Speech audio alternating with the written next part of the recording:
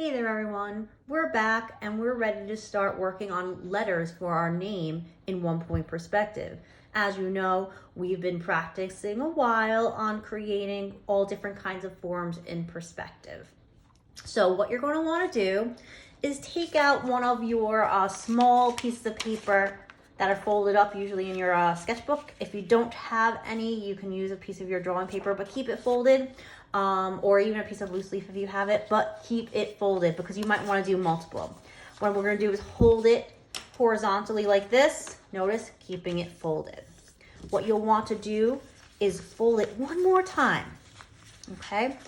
What that's doing for us is it's kind of creating a crease. That's cutting the paper in half. And I'm going to draw a line.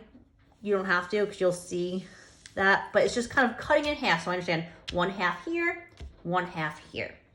So right now, obviously we're not working on our final drawing. We're setting up, okay? We need to kind of have a plan and space out our letters before we get onto that good paper. But we're gonna use what we do on this to work on our good copy, okay? Planning is key. All good artists plan.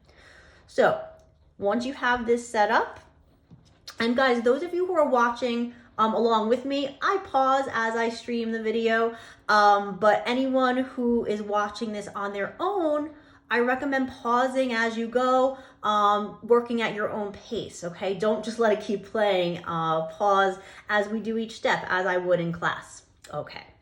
So what we'll want to do is, in creating your letters, something like this, you'll want to make sure that you have kind of a top guideline and a bottom guideline. And understand, it shouldn't be in the center of your paper because, and I have two examples. This one, it's above. Please don't use marker, by the way. I just drew over with marker just so you all could see it a little bit better. And there's no cutoffs here. Please don't do that.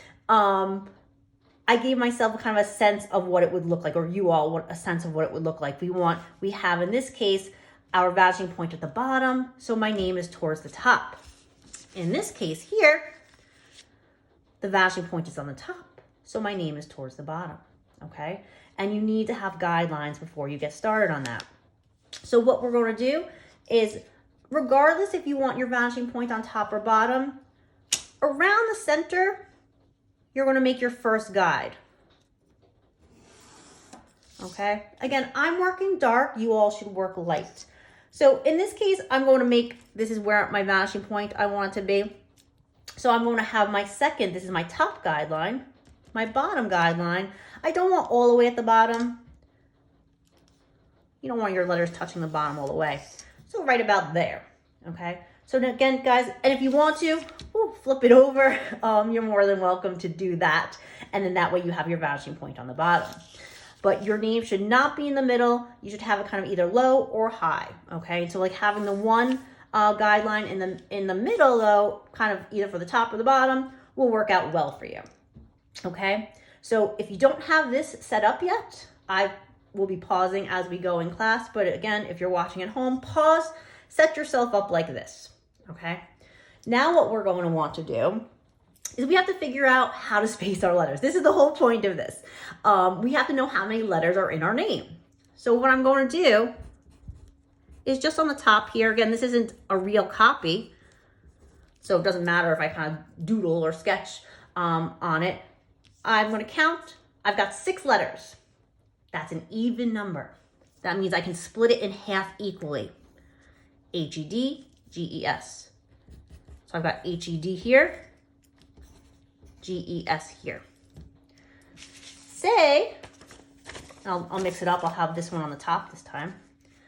I'm doing hedge. Took off the S. I now have an odd number. 5 letters in my name. So I can't split it down the middle. If I split it down the middle, my D gets cut off, right? So I circle my middle letter so that I understand that's going to be in the middle. And I might say, put a D here, H-E here, G here, E here. I'll show you that in a moment. Let's go back to this here. So when now I kind of know I need to fit these 3 letters here. I need to fit these 3 letters here. Already, I'm off to a good start. I'm planning. I'm not going to all of a sudden start drawing letters and run out of room, hopefully, or do it and then have so much extra space. Again, planning is super important for artists to do. So I had, oh my goodness, I had so many pieces of paper. Oh, this one I was doing. What's wrong with this? I spaced it out, A-G-D, G-E-S, but I made my letters too close together when you're drawing. And then if you notice, I kind of, not pretended, actually started trying to bulk them up. Remember, you're going to be bulking up your letters.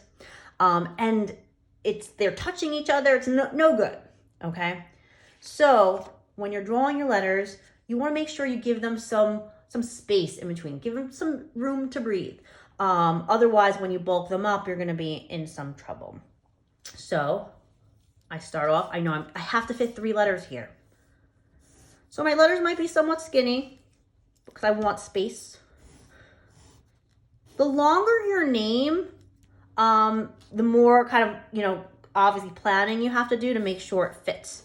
You can change how kind of tall your guidelines are. The space between your top and bottom guideline can be kind of smaller if you have more letters, or bigger if you have less, because you can fit more, okay? So keep that in mind, but make sure you're not putting them so close together that when you bulk them up, they kind of become one blob. You don't want a blob of letters.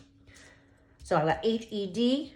Notice while I'm drawing my stick figure or my skeleton letters, I'm not worried so much about curves.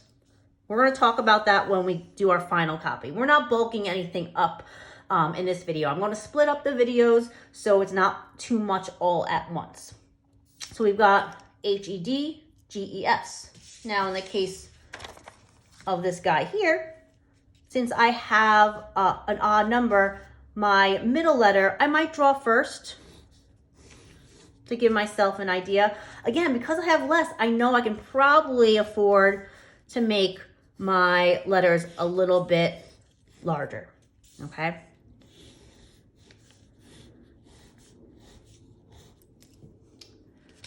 So, oops, I can't show you both, sorry. I've got 5 letters evenly spaced out. I have 6 letters evenly spaced out. Make sure you have all of this done before you even attempt to sketch them out on your good paper, okay? So plan, make sure you understand spacing, and then we're gonna go to the next video, which is all about bulking up your letters. Okay, everyone? Good luck.